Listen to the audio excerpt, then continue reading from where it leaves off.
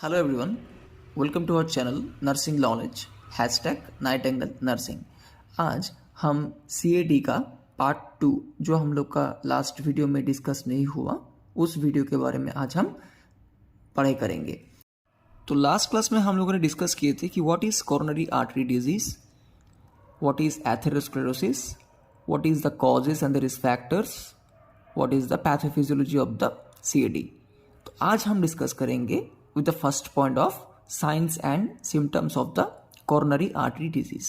So coronary artery disease में क्या होता है कि ब्लड क्लॉट फॉर्मेशन या फिर प्लैक फॉर्मेशन होता है कोरोनरी आर्टरीज के अंदर, जो धीरे धीरे हार्ट के अंदर ब्लड फ्लो को रिस्ट्रिक्ट करता है एंड फाइनली जाके वो परमानेंटली उसको ब्लॉक कर देता है। तो वो जब परमानेंटली जब उसको ब्लॉक कर देता है तो हार्ट के मायोकार्डियम लेयर को या फिर हार्ट का जो ब्लड सप्लाई है वो क्या होता है, वो कंप्लीटली स्टॉपेज हो जाता है।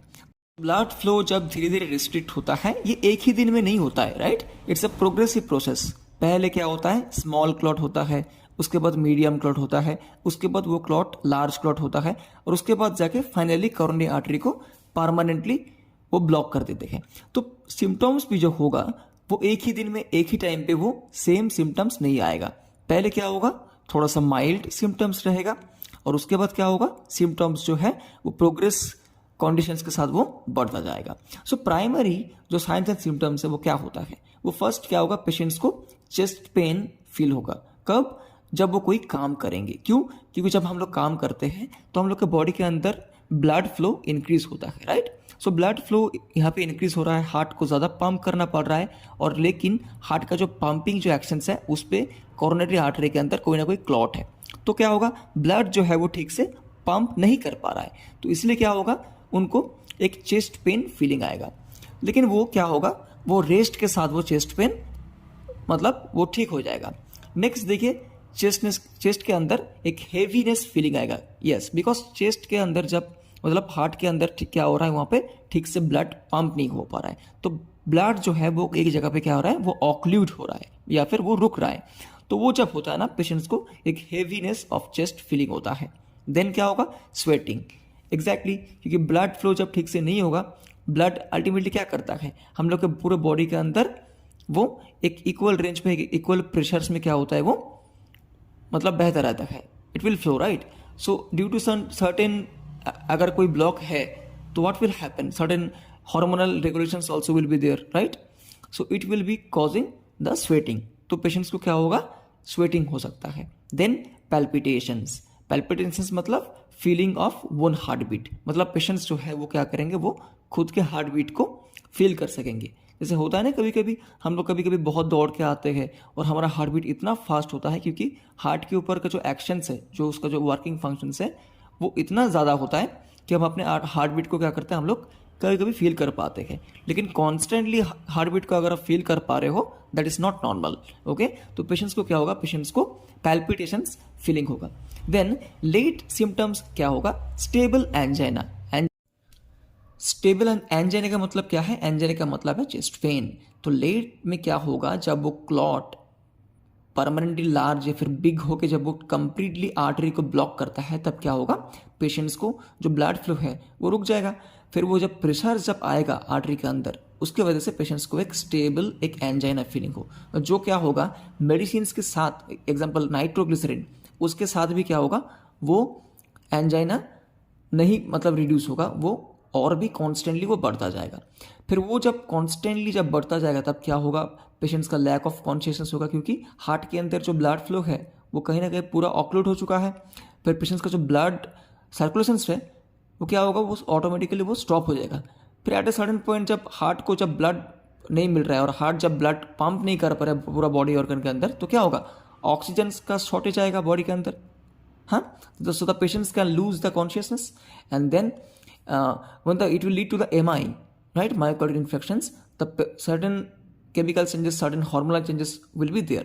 So due to that reason, no, the patients will feel vomiting, okay. So ये रहा हम लोग का primary and the late signs and symptoms of coronary artery disease.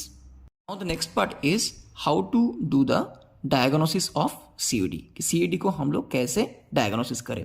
तो उसका जो फर्स्ट पॉइंट है वो क्या है, हिस्ट्री कलेक्शन, कि पेशेंट्स को कब से या फिर पहले कभी चेस्ट का पेन या फिर कोई भी हार्ट रिलेटेड कोई भी इशू था, या फिर वो हम लोग को थोड़ा उसका हिस्ट्री मुझे कलेक्ट करना है, राइट। उसका पास्ट जनरेशन हिस्ट्री, मतलब फैमिली हिस्ट्री में किसी का हार्ट का कोई इशू या फिर उसकी वजह से किसी को कोई सर्जरी या फिर कुछ भी प्रॉब्लम अगर हो तो वो हिस्ट्री मुझे लेना पड़ेगा। Second thing, blood test. जब ब्लड हम लोग टेस्ट करेंगे तो क्या का टेस्ट करेंगे हम लोग, उस पर low density lipoprotein, high density lipoprotein, liver enzyme, cardiac enzyme जो भी है, या फिर टोटल लाइपोप्रोटीन, उस सब का जो मतलब कैलकुलेटिंग जो फैक्टर्स है उसको हम लोग कैलकुलेट करेंगे, इंक्लूडिंग सीबीसी, ओके, कि कंप्लीट ब्लड काउंट, मतलब डब्ल्यूबीसी कितना है, आरबीसी कितना है, प्लेटलेट कितना है, सब कुछ हम लोग कैलकुलेट करेंगे। देन फिजिकल एग्जामिनेशंस, मतलब जब किसी को सीएडी हो रहा है तो उसका कुछ साइंस एंड सिम्टम्स होता है, राइट। हम लोगों ने प्राइमरी एंड सेकेंडरी या फिर लेट सिम्टम्स पे हम लोगों ने पढ़ाई किया, तो वो सब के ऊपर डिपेंड करके हम लोग फिजिकल एग्जाम के थ्रू हम लोग फाइंड आउट कर सकते हैं कि पेशेंट्स को सीएडी हो रहा है कि नहीं, okay. So then ECG, right, मतलब इलेक्ट्रोकार्डियोग्राम। तो जब हम लोग ईसीजी करेंगे, फॉर ईसीजी में हम स्पेशली अभी के लिए सिर्फ 2 ही चीज़ जानेंगे। ईसीजी के ऊपर अगर आपको सेपरेट क्लासेस चाहिए तो आप कमेंट में आप मेंशन कीजिए, I will take the separate class for only for the ECG, okay. So हम लोग को पता है, right, we have a 5 wave, right, PQRST। तो उनमें क्या होगा, ये अब देखिए, ये PQRST, राइट। तो ST सेगमेंट में देखिए, ST डिप्रेशन हो रहा है। ST जो सेगमेंट है ना वो नॉर्मल नहीं, वो कहीं ना कहीं डिप्रेस्ड हो चुका है, तो स्माइली एक फेस बन चुका है ना। तो ये क्या इंडिकेट करता है, ये इंडिकेट करता है कि पेशेंट्स को सीएडी प्रोग्रेस होकर वो एमआई स्टेज में जा रहा है, या फिर ST एलिवेशंस, ST जो है वो पॉइंट वो नॉर्मल से वो क्या हो रहा है, वो एलिवेट होकर रखा है, मतलब ऊपर की तरफ चला गया है। तो इन दोनों में से अगर कोई भी अगर ईसीजी आपको दिखाई दे, it is not a normal ECG, okay. तो ईसीजी के बारे में जब हम लोग डिटेल्स क्लास करेंगे तो एबनॉर्मल ईसीजी हम लोग डायरेक्टली पढ़ाई करेंगे, ओके। इवन आपका जो ईसीजी जो है वो सब कुछ हम लोग डिटेल्स पढ़ाई करेंगे, फिर ईसीजी के बारे में आपको टोटल एक इन्फॉर्मेशन सबको मालूम चलेगा। तो ये जो चीज़ है आप लोग इसको थोड़ा ड्रॉ कर सकते हैं। अगर आप एग्जाम में भी ड्रॉ ना कर रहे हो तो कोई इशू नहीं, आप ये दोनों पॉइंट आप उसको मेंटेन करते हैं। इसी जब हम लोग करेंगे either it can goes to ST segmental depression या ST segmental elevations, okay. Then treadmill test, आप लोगों ने देखा होगा जो जिम ज्वाइन करते हैं या फिर बहुत सारे जो रनर है, फिर जो स्पोर्ट्समैन में रहते हैं, वो क्या करते हैं, ट्रेडमिल में दौड़ते वक्त उनका बॉडी के अंदर, उनका चेस्ट के अंदर कुछ ना कुछ लीड्स लगे रहते हैं, और उनका जो कार्डियक का जो मतलब जो रेट है, कार्डियक का जो कंडीशन है, उसको हम लोग एक मॉनिटर के अंदर मेजर करते हैं। तो उसको हम लोग क्या कहते हैं, उसको हम लोग कहते हैं TMT, ओके, मतलब ट्रेडमिल टेस्ट। सो पेशेंट्स को क्या करना पड़ता है, पेशेंट्स को यहाँ पे रन करना पड़ता है। So now the thing is cardiac catheterizations, it is actually a diagnostic evaluations with surgical procedures, yes. So ये क्या हो सकता है, एक डायग्नोस्टिक एवोल्यूशंस भी हो सकता है, इंक्लूडिंग ये एक मैनेजमेंट हो सकता है। तो इसके थ्रू क्या होगा, कोई एक major vein, either femoral vein, okay, either groin region, मतलब गॉइन रीजन, या फिर रिस्ट से कोई वेन के अंदर क्या होगा, एक कैथेटर को एंट्री कराया जाएगा। वो कैथेटर के टिप के ऊपर क्या रहेगा, एक बलून्स रहेगा। फिर वो जब बलून्स को हम लोग इन्फ्लेट करेंगे ना, तो कोई क्लॉट वगैरह अगर उस पर है तो उसको हम लोग इजीली फाइंड आउट कर सकते हैं। The next diagnostic evaluations is nuclear stress, okay, tracer, nuclear stress tracer. यहाँ पे क्या होगा, वेन के अंदर ना क्या होगा, पेशेंट्स को हम लोग एक क्या बोलूँ, डाई, ओके, डाई को हम पुश करेंगे। तो वो डाई क्या होता है, बॉडी के अंदर जाके ना, जब उसका हम पेशेंट्स का रेडियो इमेजिंग करते हैं, तो रेडियो इमेजिंग के समय पेशेंट्स का जो कार्डियक का जो फ्लो रेट है उसको वो क्लियरली शो करता है, क्योंकि बॉडी के अंदर वो क्या होता है, वो न्यूक्लियर एजेंट्स होता है, राइट। तो वो जब उसके अंदर जब फोटोन्स गिरते हैं तो क्या होता है, वो रिफ्लेक्ट होके मिरर इमेज में आता है। तो उससे हम ना कार्डियक का जो एग्जैक्ट पिक्चर है, उसका जो ब्लड फ्लो का पिक्चर है, कहीं क्लॉट अगर हो तो उस जगह पे वो पास नहीं कर पाएगा, फिर वो जगह क्या हो जाएगा, वो जगह थोड़ा सा ऐसे डार्क रहेगा। एग्जाम्पल ये देखिए, आपका आर्टरी है और यहाँ पे फोटोन्स रिलीज हो रहा है, तो वहाँ पे कुछ जगह पे क्लॉट्स है, तो वो क्या होगा, फोटोन वहाँ से क्रॉस नहीं कर पाएगा, तो वो क्लॉट को हम लोग क्या कर रहे हैं, रेडियो इमेजिंग से हम लोग उसको फाइंड आउट कर रहे हैं। Then now the thing is CT coronary scan और कोरोनरी सीटी स्कैन हम लोग बोलते हैं। तो क्या होगा यहाँ पे, it is shows that calcium deposit and blockage. तो क्या होता है, एग्जाम्पल ये आर्टरी है और आर्टरी के अंदर कैल्शियम डिपोजिट है ना, तो उसको क्या करेंगे पेशेंट्स के अंदर, ये ऑलमोस्ट दोनों सेम प्रोसेस है, तो उसके अंदर क्या करेंगे हम लोग, डाई पुश करेंगे। जब डाई एक केमिकल्स पुश करेंगे ना, तो वो कैल्शियम जहाँ पे है, मतलब ब्लॉकेज है, उसको हम लोग फाइंड आउट कर पाएंगे थ्रू द सीटी स्कैन। तो उसको हम लोग क्या बोलते हैं, कोरोनरी सीटी स्कैन और सीटी कोरोनरी स्कैन। ओके, तो ये हम लोग का हो गया diagnostic evolutions of CAD. The next part is one of the vital part of our CAD management, that is medical management. CAD एक दिन में प्रोग्रेस नहीं होता है, ये हम लोगों ने जाना है। सो वो क्या होता है, धीरे धीरे वो प्रोग्रेस होता है, लेकिन अर्ली स्टेज में अगर उसको हम लोग फाइंड आउट कर ले तो हम लोग मेडिसिन के थ्रू उसको हम लोग कंट्रोल कर सकते हैं, राइट। सो बहुत सारा मेडिकल कंडीशंस, मतलब मेडिसिन अवेलेबल है based upon the patients blood report, based upon the patients different disease conditions और the different ratio, right. So उसके अंदर जो फर्स्ट हम लोग का मेडिसिन अवेलेबल है दैट इज स्टैटिन। ओके, ये क्या करता है, to stop the production of the bad cholesterol from the liver. क्या होता है कि हम लोगों ने देखा था ना, LDL is one of the major causes of CAD. तो वो क्या करता है, स्टैटिन क्या करता है, एक मेडिसिन से है जो क्या करेगा, बैड कोलेस्ट्रॉल को प्रोड्यूस होने में वो प्रिवेंट करेगा। तो फिर क्या होगा, जब बैड कोलेस्ट्रॉल जब बॉडी के अंदर प्रिवेंट हो रहा है, तो क्या हो रहा है अल्टीमेटली, फिर वो जाके ब्लड के साथ मिक्सअप नहीं होगा, और फिर जो क्लॉट जो मतलब रेडी हो रहा था, वो क्लॉट क्या होगा, वो क्लॉट फिर से दोबारा वो नहीं तैयार होगा। ओके, देन एंटीकोआगुलेंट एजेंट, अगर कोई ब्लड क्लॉट, कोई प्लेटलेट अगर क्लॉट या फिर कोई भी अगर ब्लड क्लॉट अगर आर्टरीज के अंदर रहा, तो उसको लिक्विफाई करने के लिए हम लोग के पास बहुत सारा एंटीकोआगुलेंट एजेंट्स है, जो क्या करता है, उस क्लॉट को ब्रेक डाउन कर देता है। जैसे हम लोग का एस्पिरिन हुआ, हेपरिन हुआ, वारफरिन हुआ, ये सब ड्रग्स ना हम लोग बहुत सारे कंडीशंस में हम लोग यूज करते हैं। एग्जांपल आपका कभी कभी सीवीए केस, मतलब स्ट्रोक जिसको हम लोग कहते हैं, उस पर भी हम लोग जैसे वारफरिन का हम लोग यूज करते हैं, क्योंकि ब्लड जो क्लॉटिंग होता है उसको वो लोग क्लॉटिंग को ब्रेक डाउन करते हैं, इसलिए हम लोग उसको क्या कहते हैं, उसको हम लोग कहते हैं anticoagulant. Then beta blockers, okay, what it will do, it will just slow the heart rate, मतलब हार्ट का जो पंपिंग जो एक्शंस है उसको क्या करेगा, उसको थोड़ा सा वो रिड्यूस कर देगा। फिर जब आपका हार्ट का जो पंपिंग जो एक्शंस है वो जब रिड्यूस हो जाएगा, फिर क्या होगा, फिर आपके हार्ट का जो ब्लड फ्लो है, जो प्रेशर है वो कम हो जाएगा। फिर आर्टरी के अंदर जहाँ पे ब्लॉक था, एग्जाम्पल ये आर्टरी है, ये ब्लॉक है ना, और ब्लड फ्लो क्या हो रहा है, बहुत फास्ट हो रहा है, फिर क्या आपका आर्टरी जो है वो डैमेज हो सकता है। लेकिन आपका ब्लड फ्लो ही जब कम हो जाएगा, प्रेशर ही जब कम हो जाएगा, फिर क्या होगा, थोड़ा स्लो प्रेशर करेगा, फिर आपका जो आर्टरियल जो वॉल है वो फर्दर डैमेज नहीं होगा। Okay, the next is calcium channel blocker. हम लोग को पता है कि हाइपर कैल्सीमिया, मतलब कैल्शियम लेवल का ज्यादा होना बॉडी के अंदर, it can lead to the CAD also, right.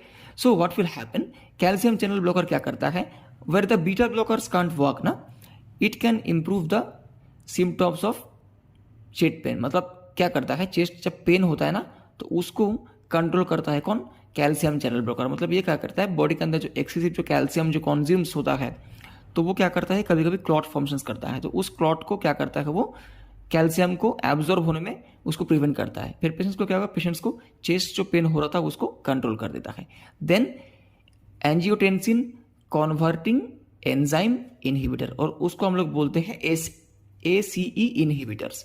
ये क्या करता है, ये देखिए मैंने ऑलरेडी एक्सप्लेन कर दिया, by reducing the blood pressures it may help the coronary artery to prevent the further damage. Okay, it almost similar to the ना बीटा ब्लॉकर्स। ओके, क्या करता है कि ब्लड जो प्रेशर्स है वो क्या होगा, वो कम हो जाएगा, फिर जो पे ब्लॉक था उसके ऊपर उतना प्रेशर्स नहीं आएगा, और क्या होगा, धीरे धीरे पेशेंट का जो आर्टरी जो वॉल है जो डैमेज होने का चांसेस था, उस चांसेस को कम कर देता है। Next is nitroglycerin, it is the excellent choice for chest pain. ये क्या करता है, ये मेडिसिन जो है ना, ये कोरोनरी आर्टरी को ब्रॉड करता है। एग्जाम्पल मानिए कि एक नॉर्मल आर्टरी था, वहाँ पे एक ब्लॉक आ गया। अब नाइट्रोग्लिसरीन जब हम लोग पुश करते हैं ना, वो क्या करता है, उस आर्टरी को वॉल को थोड़ा सॉफ्ट करके उसको थोड़ा ब्रॉड कर देता है। Okay, it widen the arterial wall. तो वो क्या होगा, जब वाइडन हो जाएगा तो ब्लड जो फ्लो जो रुक गया था वो थोड़ा बहुत आना शुरू करेगा। ओके, और अगर वो माइल्ड अगर प्राइमरी स्टेज पे है तो वो कंप्लीटली उसको क्लियर कर देगा उस ब्लॉक को। फिर क्या होगा, पेशेंट का जो चेस्ट पेन हो रहा था उसको वो कम हो जाएगा। ओके, सो ये रहा आपका all over medical management of the CAD। ये मैंने बहुत डिटेल्स में मैंने इसको एक्सप्लेन किया है, तो ये नोट्स आप लोग अपने खाते में कॉपी कर लीजिए।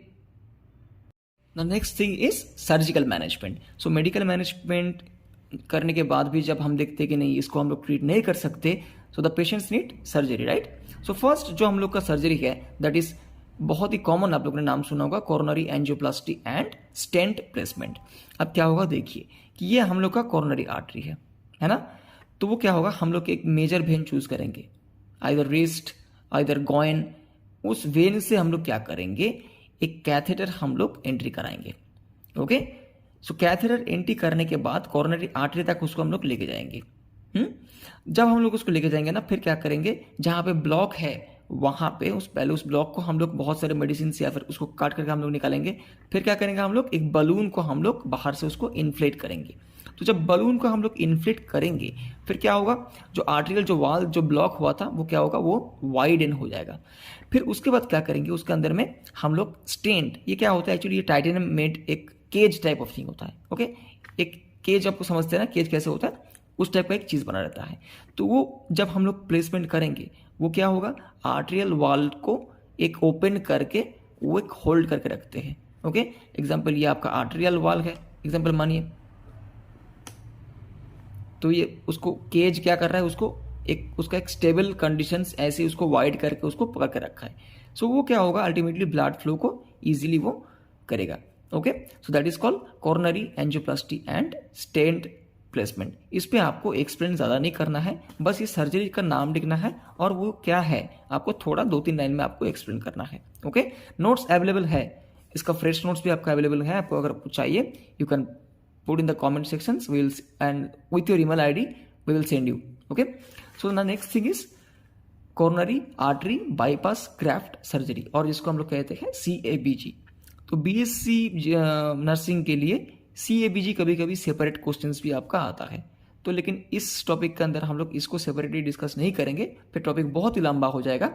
ओके, तो इसको हम लोग शॉर्टली जानेंगे। तो क्या होता है, जब आर्टरियल जब वाल जब कंप्लीटली इतना ब्लॉकेज हाई ब्लॉकेज है, उसको सब कुछ करने के बाद भी वो ब्लॉकेज नहीं जा रहा है, तो क्या होता है, वो कंप्लीटली डैमेज हो जाता है। तो जो डैमेज जो आर्टरी है उसको हम लोग रिमूव करके कोई दूसरा आर्टरी को हम लोग उसके साथ मतलब उस जगह पे मैनेज करने के लिए हम लोग कोई दूसरा आर्टरी या फिर कोई ट्यूब हम लोग सर्जिकली प्लेसमेंट करेंगे, ताकि जो ब्लड फ्लो जहाँ पे रुक गया था वहाँ पे हम लोग एक ऑल्टरनेटिव आर्टरी या फिर ऑल्टरनेटिव कोई ट्यूब हम लोग उसको प्लेसमेंट करेंगे। फिर क्या होगा, वो जो खराब जो आर्टरी जो डैमेज हो गया था उसको हम लोग रिमूव कर दिए, फिर जो ब्लड फ्लो है वो नॉर्मली पूरे बॉडी के अंदर वो मतलब सर्कुलेट होता रहेगा। So the patients will have a relief from the conditions. Okay, so ये आपका हो गया पहले का coronary angioplasty and stent placement surgery, और जिसको हम लोग बोलते हैं PCI, percutaneous coronary intervention. Okay, and the second surgery is coronary artery bypass graft surgery, और उसको हम लोग क्या कहते हैं CABG, और इसको हम लोग और भी एक नाम से पुकारते हैं, वो है open heart surgery. Okay, so ये रहा आपका overall management of CAD, science and symptoms, diagnostic evolutions, medical management and surgical management. Thank you all, I hope आपको वीडियो समझ में आए। अब नर्सिंग मैनेजमेंट कैसे लिखते हैं उसके बारे में हम लोग एक सेपरेट क्लास लेके आपको समझाएंगे कि कैसे हम लोग nursing management according to NANDA diagnosis हम लोग को उसको लिखना है। सो अगर आज के इस टॉपिक आपको समझ में आए तो please subscribe our channel, video को लाइक कीजिएगा, शेयर कीजिएगा, and definitely put your valuable comment in the comment sections. Thank you all.